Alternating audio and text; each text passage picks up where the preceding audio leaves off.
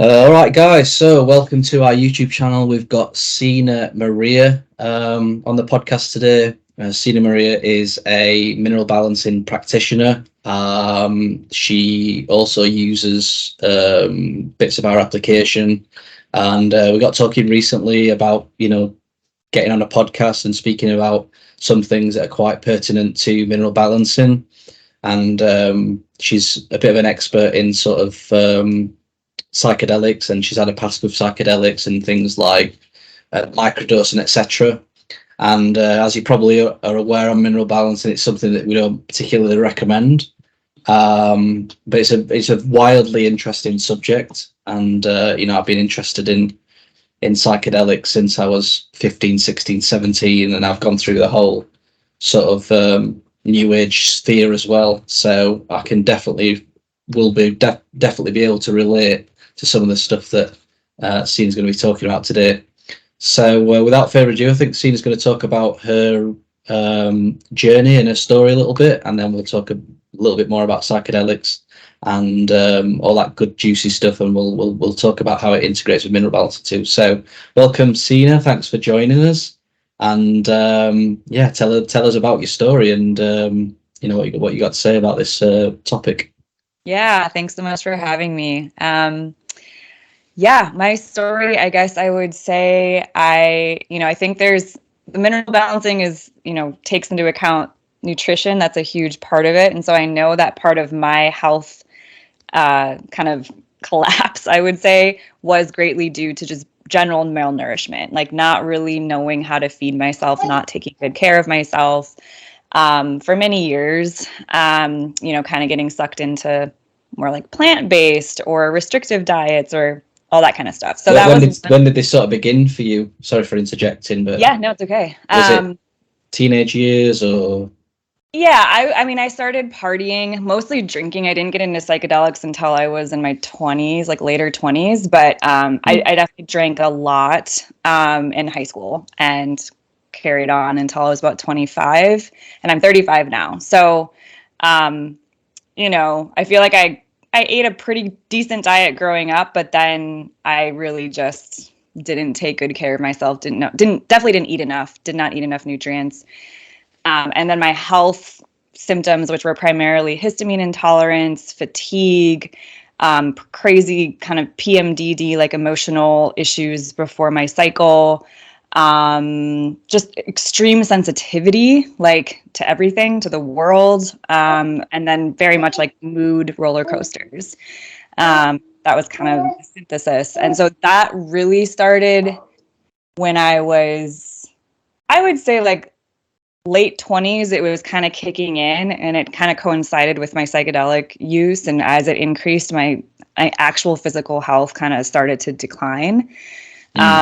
And so it was honestly just a couple of years ago when I really, like, my histamine intolerance just reached a point where I had to stop everything and really focus on my health. And what symptoms was you getting with the histamine intolerance? Crazy fatigue. Like after a meal, I would like have to lay down for a few hours. I would feel like I was crawling out of my skin, like really itchy, really on edge, like super hyper reactive to my environment. Stress made it really worse. So I couldn't, do much. Insomnia was a huge one. And then brain fog. Like I would eat and then like, it was like I couldn't think, like I couldn't form. I would like forget words. It got really extreme. Yeah. So yeah.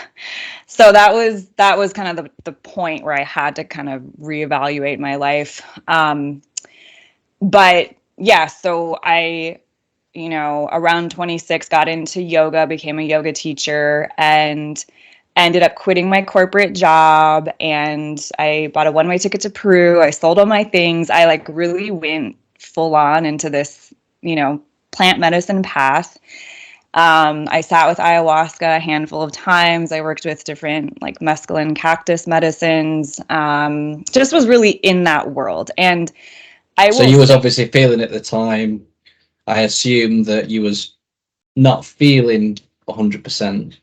Yoga was probably making you feel a bit more grounded, a bit more down to earth. So it had its benefits. Yeah. But there was this, was it more of a need to want to connect more with your spiritual self, or was it more to do with sort of healing and sort of trauma retracing, or was it sort of a combination of both things? I would say it was much more like this spiritual aspect. I hadn't really felt that side of myself before. So when I got into yoga, I had this kind of awakening to, spirit and like the bigger, greater universe. And it was amazing. I mean, I don't regret my path. And I think there's like totally benefits of doing yoga, and a lot of kind of more, even like new age spiritual practices, there can totally be benefits of them. And I would say like the first time I sat with ayahuasca, it changed my whole life. And I don't think I needed to do it anymore personally. Like and I think what happens in that realm for most people is it's like you open to this new world, and then you kind of think that's the only way to heal or evolve, and you get kind of wrapped into this like self-development hamster wheel where you're just constantly trying to be better and heal your trauma, and just getting these kind of loops. And so I did that for years, and then I got really into microdosing mushrooms or psilocybin. How was you feeling at this point, like mentally and physically, whilst you was doing that? Was you, in mineral balancing, you've probably heard about us talk about sort of yin and yang and yin disease, and were you experiencing what we would classify as sort of yin disease, maybe like feeling ungrounded, sort of racing mind? I suppose copper toxicity symptoms is a hallmark, really. Did you experience that at that particular time? Yeah, definitely. I mean, I remember there was a period of time where I was getting hot flashes at night. I mean, like from a more like spiritual level, I was kind of ungrounded and out of my body. And so I kind of thought I was doing great, but I was really dependent on things like microdosing or drinking cacao, or, using these plant medicines to kind of like stimulate me to keep going. What was your microdosing? Psilocybin. Psilocybin. Yeah. So from a physiological perspective, like if I look at like a metabolism markers, or kind of like what you were saying, like the yin deficiency, or yin, what did you say? Yin. Well, it's a bit different in yoga, because a lot of yoga teachers, when they talk about like yin yoga and stuff, it's actually quite relaxing. But in mineral balancing and what Dr. Wilson sort of teaches, it's kind of the opposite of that. So yin is like chaotic and grounding and spacey. So definitely feeling that, like, didn't have my if I look at my sleep, my digestion, my energy levels, my clarity, my just clear focus and direction, I was very ungrounded, and very not connected to my body and not listening to its symptoms. And so over the years, I remember like my seasonal allergies. I didn't really have seasonal allergies growing up, but then kind of in that phase, every year they got worse. And I just was like, oh, that's weird. I didn't listen to my body's sensitivity getting more and more extreme. What sort of diet was you on at this point? Was you on a plant-based diet, or? Yeah, I would say it was a mix of like, I wasn't fully plant-based. I definitely ate animal proteins, but I wasn't doing any dairy.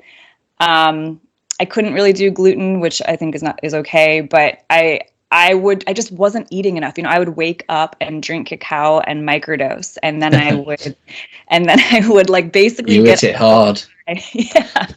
For a long time. And so then I'm not eating until 11 or 12, and that, just really. So it sounded like you hit the nail on the head. It sounded like you were basically using these substances to stimulate you. Yeah. Yeah. It's an interesting subject, because I don't think inherently they are necessarily bad things, especially at the right times, especially like ayahuasca and stuff like that. But I think one of the biggest issues that we face in these days is that society as a whole, especially Western individuals, are so sort of toxic, and they eat such a terrible diet that whenever you sort of get involved with these sorts of medicines and and psychedelics and stuff. Whereas, you know, hundreds of years ago, 1,000 years ago, or whatever, or if you was in the jungle, you know, you would be much more calmer, much healthier.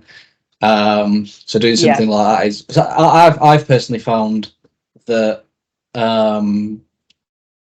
if you haven't got a very good liver, I generally find that these, especially mushrooms and psilocybin, could be quite hard on the liver.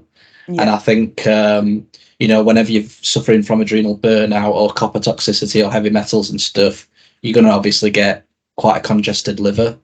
So that's been my personal experience with that sort of stuff.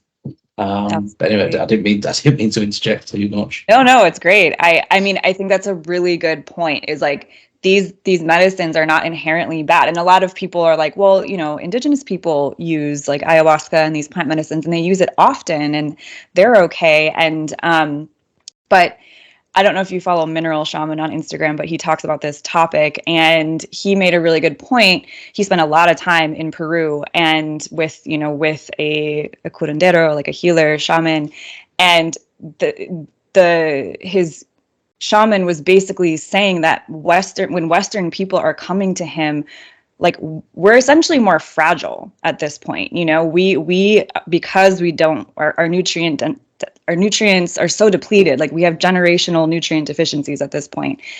So if you take a, you know, indigenous Shipibo person from Peru, like from the Amazon jungle, their mineral stores are likely so much stronger than ours. You know, their elders have black hair. Their glands will be working much better. Their organs in general will be working much better. Yes. And so they're more resilient to working with these really strong medicines, right? They may be more resilient to doing like dietas where you're, you know, not doing salt, not doing fat, like on a very restrictive diet for like a week or months. And so, you know, it's like we have to take into context, like when you take us out of like corporate America or whatever we're doing or around the world in these modern societies with the level of stress, you know, we're just more fragile. I really believe that. And so I think we need to take that into account, where we're not able to necessarily, I think we're thrown off more by doing that work than we realize. Yeah. So you're in this period, you're what, 26, 27, 28. You're obviously stimulating yourself with things like microdosing, etc. You're sort of not eating a great diet, eating a little bit of animal protein, mainly plant-based. So yeah, tell me where the story goes from there. Yeah, so then I kind of, after the histamine intolerance really had forced me to change, I then went into more like, I found genetic testing, I found keto, I found, you know, more like restrictive diet approaches, and tried those, just basically masked my symptoms. So this was what, 30? You're about 30 at this point, 31, 32? Probably like 32, yeah. Yeah. Yep. Cool. Just to give people a perspective. Yep. So, you know, I did keto for a few months, totally destroyed my metabolism, and, you know, was running on stress hormones without realizing it, but felt great for a period of time until... Was you still doing the psychedelics at this point? Anything like that? I was still microdosing. I think after the histamine intolerance, I had to stop microdosing. So it was, right. So this was quite a while then. You was into this sort of scene, I suppose. What? Yeah. Sounds like 10 years, was it? Maybe like 7 years. Yeah. Mm-hmm. Cool. Yeah. And this sounds like quite a bit of an everyday thing, maybe. Was it like every day? I mean, pretty much every day. Psilocybin every day. Mm-hmm. Wow. And crazy. You know, another piece on that I, you know, there's not a ton of information out there about this, but psilocybin works in the serotonin pathways. And we know, you know, serotonin and the gut impacts, it's related to estrogen. So, you know, there's like this whole cascade that I think we don't really understand about women's hormones, talking about estrogen and copper and metal. You know, it's like there's a lot to unpack there, but I like to bring that into the conversation because I think microdosing psilocybin is so trendy, and, you know, a lot of people are talking about it, but we really don't know what the long-term impact is on the body of taking even a small amount over a long period of time. Like I feel that it really does impact women's hormones especially. But I found out the hard way from that. Yeah, I mean, so I suppose there is studies out there, because you can sort of see people that have been on this path for a long time, and you look at them and I've just by meeting people. But you Yes. think to yourself, from an evolutionary perspective, seasonally, I mean, in England, we would only have access to psilocybin once a year in November. Right. I always found psychedelics and stuff quite interesting, with where people are regionally. So in England, for example, we only have psilocybin in sort of mushrooms in November, and they will come just before the first frost. And I always used to think to myself, like an indigenous individual, if he was to harvest them, which is just coming into winter, it would be it probably would have helped them get through winter. Yeah. Because and then once spring arrives, you wouldn't have access to that anymore. Right. I don't know whether there's in other countries whether they would have been able to get access to it year round. But I think a lot of it is the yin and yang as well. I mean, we live more in the northern hemisphere, so maybe it's more yin. You could call it more yin, the whole atmosphere. So maybe you've only got access to these other things for small amounts of time. Whereas if you're on the equator or in the jungle, it's generally considered more of a yang environment, and you generally find more yin foods and stuff like fruit and coconuts, etc. More in hotter climates, and probably would find more of these sort of psychedelics that are more yin in nature in these more yang environments. I thought that was quite interesting, that in the northern hemisphere, because it's a little bit like yin and yang. If you was an Eskimo, for example, extremely yin environment, but interestingly enough, their main source of nutrition was from something extremely yang, which is deep in the ocean, right. Very fatty, blubbery. Whereas if you lived more on the equator, very yang environment, interestingly enough, a large source of your food was more yin in nature, which was fruits in the canopies and stuff. Whereas where we are, we're sort of like, I would say, midway between the equator and the poles. A lot of our food is ground level, vegetables and bushes and stuff. So going off on a tangent, but I think if you would actually map the yin nature of psychedelics with the environments, you would actually find that there was a balance, if that makes sense. So what I'm trying to bring you back to what we were saying before, I'm not saying it probably would have been good at the right times in the right seasons for the specific individuals back in history, but these days, you might be bringing in I don't know, you might be bringing in sort of psychedelic from sort of South America that you're not even natural to you. So we're bringing in things that would never have been natural anyway. And obviously microdosing all year round, I don't think that would have been possible for most people. Right. So totally. Yeah. I think we're like, there were natural rhythms, people would, like you said, use them at certain times of the year and maybe in certain ceremonial contexts, for specific things, but it wasn't an all the time every day.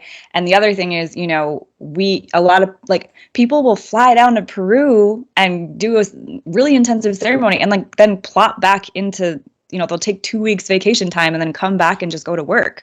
One of my friends did ayahuasca every day for 2 months, and she come back into normal society, and I was like, what are you doing? I've seen some crazy stuff happen. Yeah, not good. All right, so you got the histamine stuff. You tried keto. Yep. And then I don't actually, this is the crazy part of the story. I started following some pro-metabolic, women's health and hormones accounts, and I won an HTMA in a giveaway.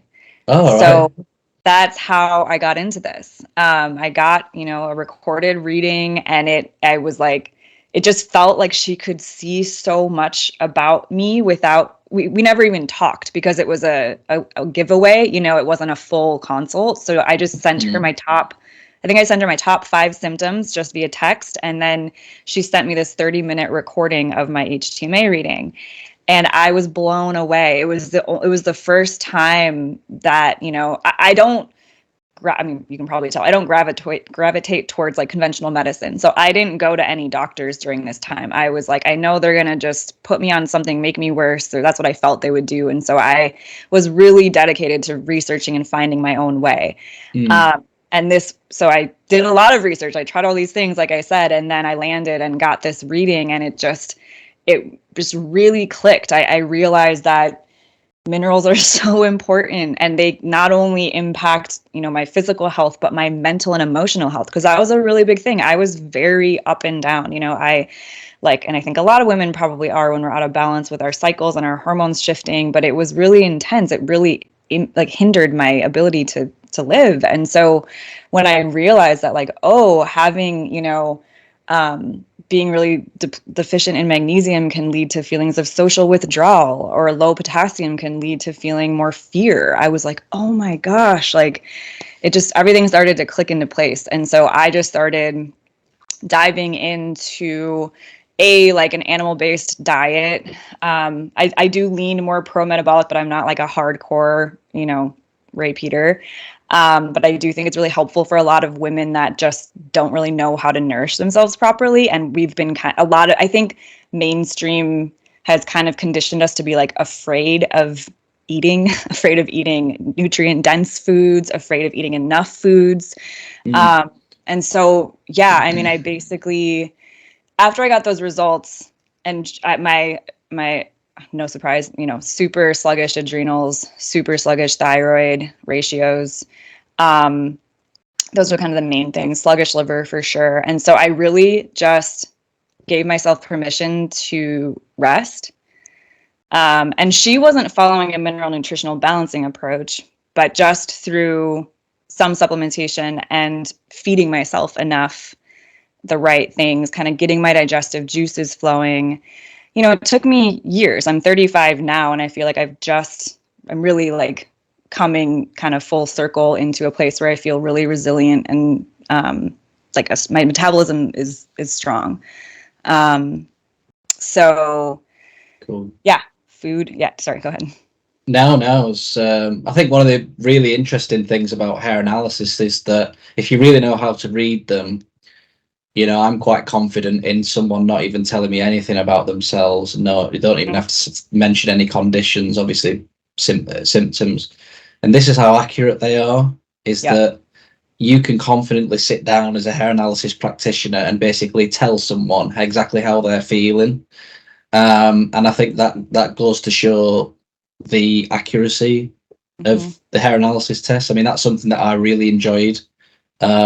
As someone who's more spiritually oriented and has been around the stuff that you've been around pretty much all the way through my 20s as well. But I was doing the program in my 20s. So I was surrounded by people that was into psychedelics and whatnot, because they're just more fun people to be around. And, you know, there was more, it's nice to be around people that are open-minded, connected to spirituality and stuff. But I was always trying to explain to them that, you know, actually there's a different way of approaching things and whatnot. And, you know, I always used to love getting hair samples from these sorts of individuals and then like telling them about themselves. Right. Probably more than what they knew. And in a sense, you felt like a clairvoyant. But do you know what I mean? So it's a little bit like that, which is amazing. But yeah, why don't you sort of do you have any insights more into what that psychedelic path can do to you, in terms of maybe sort of, you know, adrenal burnout and stuff, and maybe talk about the process that you've gone through, because I would imagine that you might have gone through a process of maybe feeling more tired as you come off the stimulants and stuff, and going through healing reactions and whatnot. I mean, that's a big aspect of what we do, and it can be quite confusing to people. Like, oh my God, what do you mean? I'm not just going to feel good straight away. I've got to go through this process. Yeah, absolutely. I mean, that was, and it's hard too, because everyone around, not everyone, but many people around you will not understand. And we do not prioritize rest. We don't really respect rest in this kind of modern culture. And so, when I got those results on my HTMA, I literally was like, I am going to only allow myself to do one like task a day, like one like thing on my to-do list. And I'm going to just basically be a blob on the couch. So I imagine the advice that you got from the hair analysis was to rest a lot.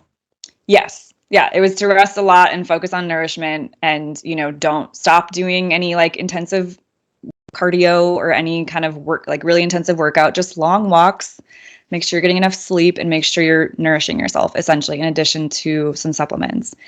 And, I got the reflections I got from my partner at the time and some other people. It was, it was triggering for them to see me in that level of exhaustion, because before I had just stimulated myself to push through that level of exhaustion.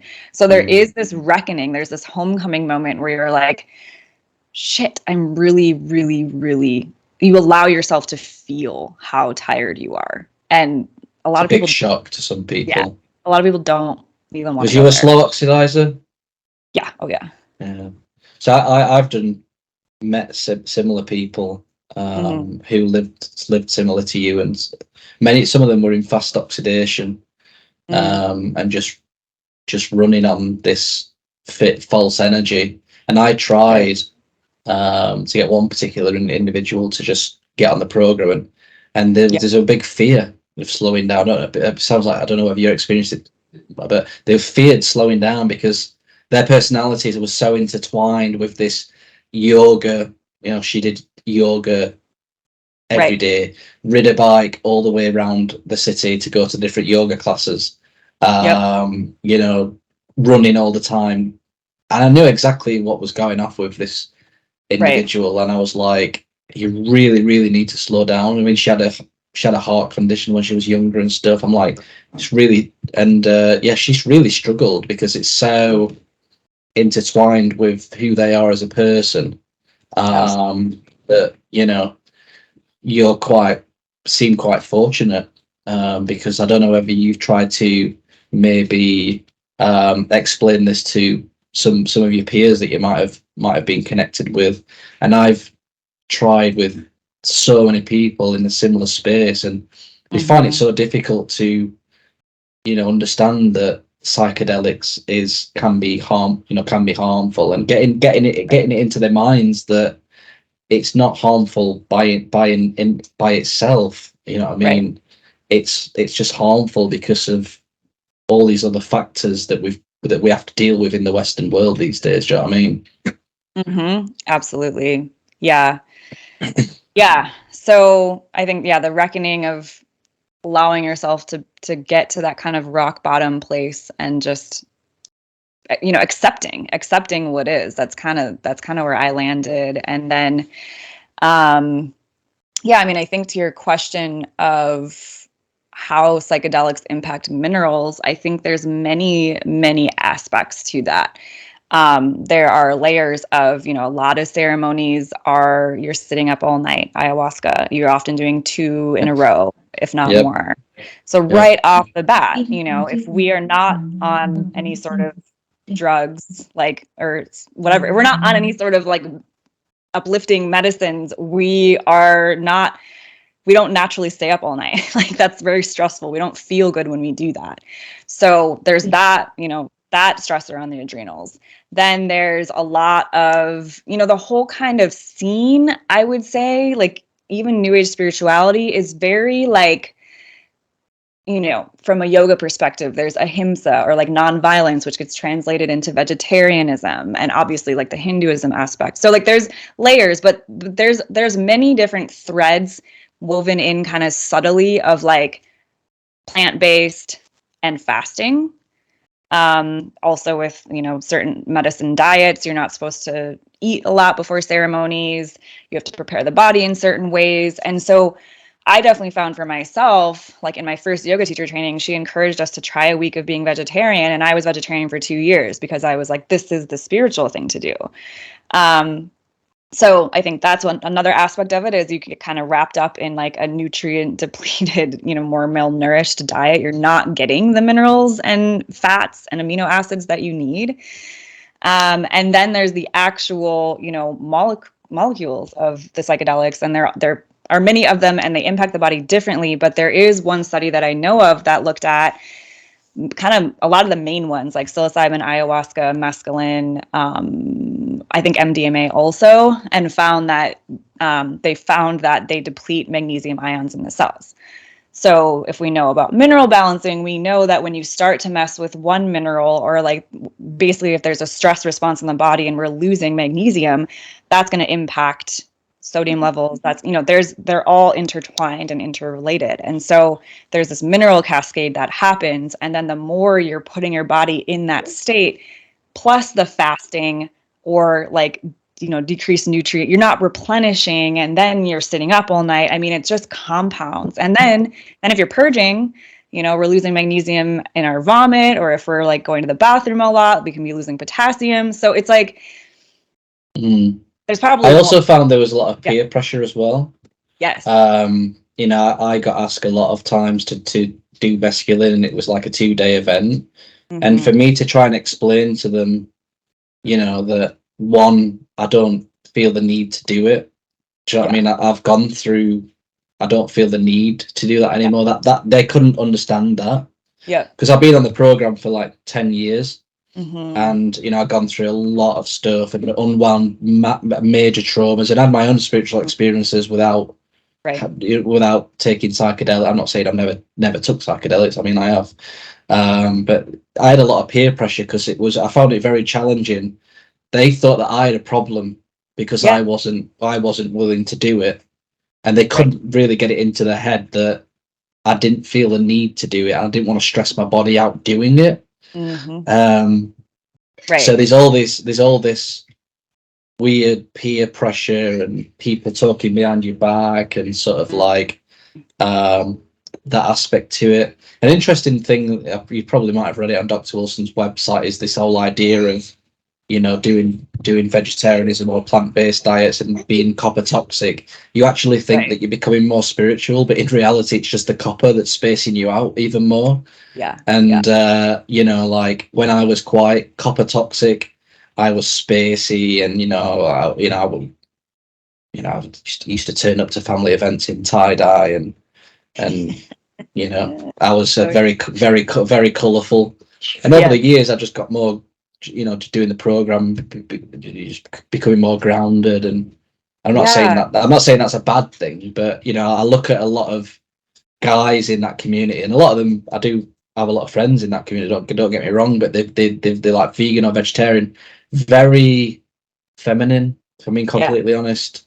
Very sort of airy fairy, which is fine. But I also think that that's actually more to do with sort of copper toxicity and burnout and hormone imbalances and stuff. Absolutely. So that's another interesting side. And I think one thing I wanted to say about that is like there's kind of back to that peer pressure thing. There's this like, essentially you get on this loop of like you're never good enough or you're not doing enough. You have to do more.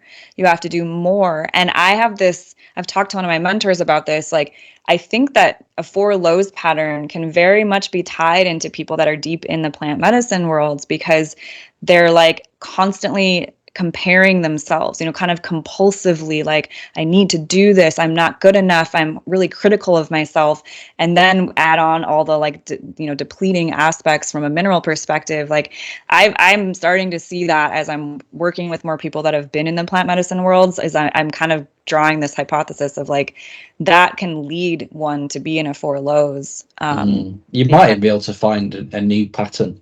I mean, I would be interested to, maybe, I mean, if you, If you end up getting clients who are very similar to you. So I got a lot of clients who had EMF sensitivity and visual snow and stuff.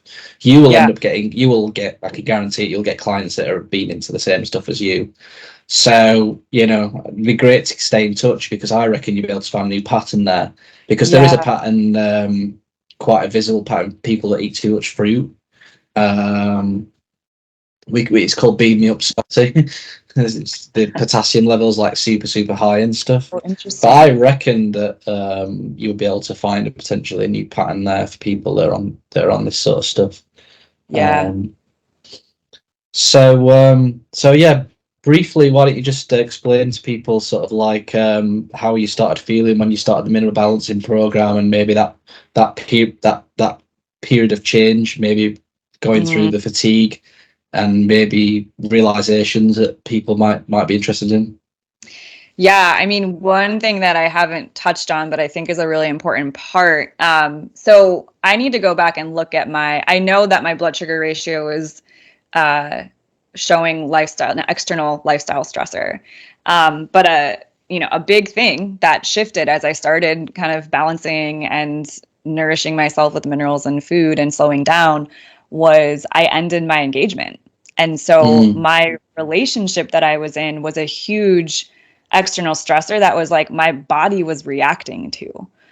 I was like kind of like my body was not feeling good or safe around this person or in this dynamic anymore. And so that was a huge one, and it takes years to untangle from these things. But I like to bring that in because we don't exist in a vacuum. So maybe it's a job, or maybe it's a living situation. Like, this work it's very holistic and it's very deep. It's not just like take some supplements and everything's going to be better. It's like you have to, that's why I love this too, as more of a spiritually minded or interested person. It's like you get to see it takes into account everything in your life. So yeah, but I would just say it was kind of like ups and downs. And then over time, those ups and downs got less dramatic.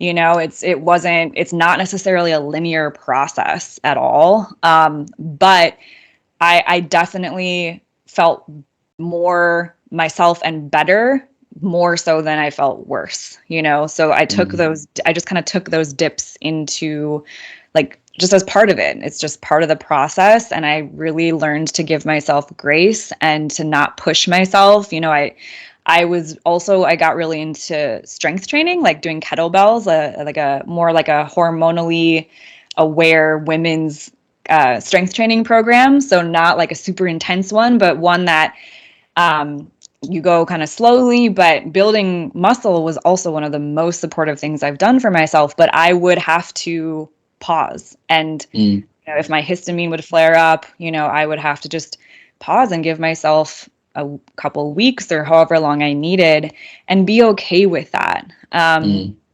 so I think it really over time has helped me just become so able to listen to my body's cues and to trust that, and to like kind of go at my own pace with things. Because still, when I get stressed, or I don't know, if there's a lot of pollen in the air, like I will still I can notice like my body does respond in certain ways, but it's like a level 1 instead of a level 100, or a level 5 or something. It's a much smaller amount, and it's usually a sign that my body's stressed, or I'm, going through a stressful period. And so that's just an extra reminder to be gentle, like make time for those saunas, make time for those coffee enemas, like do my castor oil packs, just like trust that the body's healing. That's, I think, the deepest thing with this process is that my body can heal itself, and all of those symptoms like are just they're just my body communicating. I don't have to like over focus on those symptoms. Yeah, I mean, I usually say to people, sometimes it can feel like 2 steps forward, 1 steps back on the program, but in reality, it's 3 steps forward. Because you take 2 steps forward, and then you might go for a healing reaction. It feels like you're taking a step back, but in reality, it's taking another step forward. Yeah. Because you're actually releasing something from the body, or you're going through, a bit of a trauma retracing, or the body's taking some time out to go and heal the adrenal glands, or whatever. Yeah. And but another thing that's amazing with sort of what we do with mineral balancing, and you're probably starting to see it, is the amount of data that we've got, the amount of articles that are out there. We've literally got access, especially with the work with the likes of Dr. Lawrence Wilson and his work, which is astounding. You know, we can, you know, it's like you know, he probably does have an article on psychedelics. I know he has an article on marijuana. But the good thing is like, you know, you probably hear a lot of people who might be listening to this who can relate to your story, and it's very difficult to understand it. But you know, if you get in touch with Sena after this, you know, she'll be able to send you articles that make sense. You know, it's like, well, you know, I when I had copper toxicity, I remember I used to like have a cigarette, and for some weird reason, I had brain fog, because I had 24/7 brain fog, which now I equate much of it to copper imbalance. But I used to have a cigarette, and I used to like get clarity weirdly for like 10, 20, 30 seconds. And then I sort of read Dr. Wilson's article on it, and sort of saw that cigarettes have cadmium in it, and cadmium basically shunts copper back into the cells from the blood. So I got temporary relief because the copper that was the high copper that was circulating in my system got bound to by cadmium. You know, it's same with brain fog. I mean, I had brain fog from 14 to 20, 24/7. You know, in fact, it was so severe that I actually just thought that this was who I was. And I actually read Dr. Wilson's article, and he was equating this to physical stuff, not mental stuff. You know, candida, heavy metal toxicity, you know, copper toxicity. And you read it, just makes sense. You know, similar to when you got your hair analysis back, you read it, it just makes logical sense. And I think that's something that's really powerful about what we do with the program and whatnot. But anyway, I think what we'll do is we'll wrap it up. Excuse me. If obviously if you are interested in what Sena's had to say, then let us know how they can get in touch, Sena. Yeah, so I hang out on Instagram a lot. My Instagram is just Sena, SENA 2_Maria. And I'm about to launch my new website in mid-November, depending on when this is launching, I'm not sure. But and it's going to be Sena-Maria.com. And so, yeah, I primarily work with women, but I do welcome men into one-on-one consultations. And I have a group program that's going to start in January for women specifically. That is going to take us through the whole next year, including 3 retests, one-on-one consults, and a group program aspect as well. So I'm really excited about that. So yeah, please reach out and say hi. I'm happy to connect with people. Sounds good. So yeah, it's been a really good podcast, Sena. Thanks for coming on. I'm sure it's probably not going to be our last. I don't think we'll think of another interesting topic. Awesome. And the amazing thing about psychedelics, you could talk about it all day, you know, and get into DMT and dimethyltryptamine. You know, there's some amazing aspects to it. So I think what people probably need to take away from this conversation is that, you know, we're not saying that psychedelics are quote unquote bad. We're just saying that because of the way that a lot of people live these days, it's no longer as compatible as probably what it used to be in the past. And as a result, you know, there's a new way, not a new way, but a way that's more suited to a 21st century individual. And this is what we teach, called mineral balancing and stuff. So if this is something that does sort of, if your ears are sort of perked by this conversation, please reach out to Sena. Obviously you can reach out to me as well if you want to. So thanks for watching, everyone, and hopefully we'll be back soon with another podcast. Catch you soon. Thanks, everyone.